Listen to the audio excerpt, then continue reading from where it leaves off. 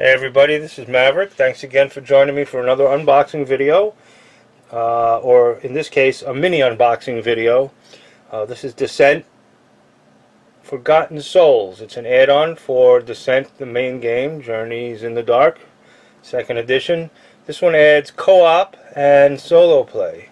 I guess a lot of people asked Fantasy Flight to put out an add-on to make the game cooperative with other people rather than have an overlord, and this is what they came out with. They also made another one called Nature's Ire, which I do not have currently, but I'll show you what comes with the package when you get it. It's in a blister pack, and when you open it, there are a few components inside.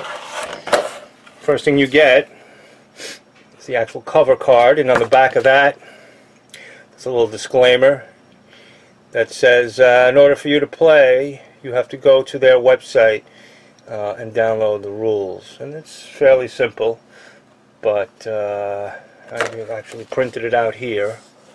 Be prepared to use a lot of ink. It certainly does use a lot of ink, and you are definitely going to suck your ink cartridges dry by the time this is printed. It's 16 pages. And it gives you a breakdown of how to play the co-op adventure. This also comes with it. This is a Fate and Overlord tracker and a loot tracker. And I guess you have to keep track of what the Overlord is up to. And I think I remember seeing something in the instructions where you put a token here and on the bottom, and never the twain shall meet. You should not have the tokens cross each other. If you do, I think the game is over. I'm not too sure. I'd have to go back and check. In any event, you have a little loot tracker here, and I think depending on how many people are playing the game cooperatively, you will move the icon up, and depending on how you finish a particular level or section of the dungeon, that determines how many cards you draw, how many loot cards, I believe. And on the back is basically the same. So that's the other card. You get a little quick reference summary, and I'll bring it in so you can see it here. And that basically gives you a rundown of what happens in each turn. You have the monster activation turn. You have the monster spending turn, and it gives you a little disclaimer on the bottom here. If anything conflicts with the rules listed in the rule book, the card takes precedence. So depending on what you actually turn up, always go with what's on the card. And on the other side of that same card, I guess it's like the little advertisement for this. If you actually found it hanging on a peg in a game store, you would then be able to read about what would happen.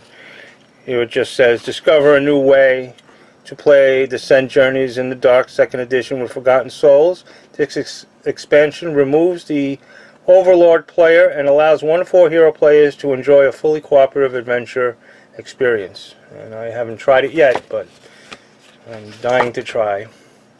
Also in the same pack, see how many you get here. You get 10 cards. Let's see what these are. And these are little, I guess, little cards that you made. I guess you draw these at the end of a turn. You turn a corner, and it says here I guess you meet a monster or something, and then at the end it says advance doom by 1. So I guess you go to the counter. And you move the counter up by 1. You have another one here that says unseen forces latch their arms around your body, weighing upon your very soul. Each hero reduces all of his attribute values of 4 higher to 3. So I guess these aren't too good. These are, I guess these are doom cards, if you want to call them something. They don't look too good. And then you get another deck. These are nice cards also. These are nice and large, and Looks like you get about 20 of these cards.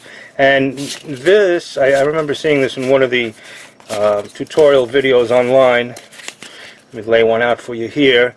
Depending on the kind of monster you have, you'd pretty much read what it says to do. Here, if you had flesh molders on the board with you, it tells you to spot the furthest hero, and then you attack the hero in the line of sight who has the most damage tokens on his hero sheet. So this is basically telling you what to do. I guess this takes place of the Overlord that would normally play. Now the computer, well, the computer, in this case it's not the computer, it's these cards, would basically tell you what to do in place of the Overlord. You have a bunch of these.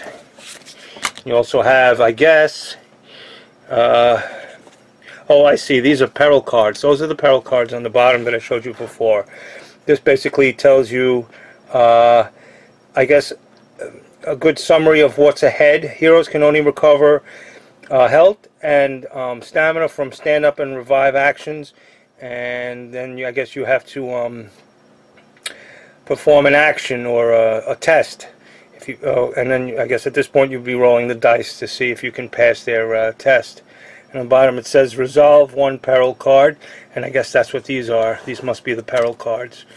And that's basically all. There's nothing else to it, and I haven't tried it yet, to be honest with you. So eventually I'll get around to trying it, and maybe I'll give you a little rundown of how it went. Thanks again for joining me for another unboxing video.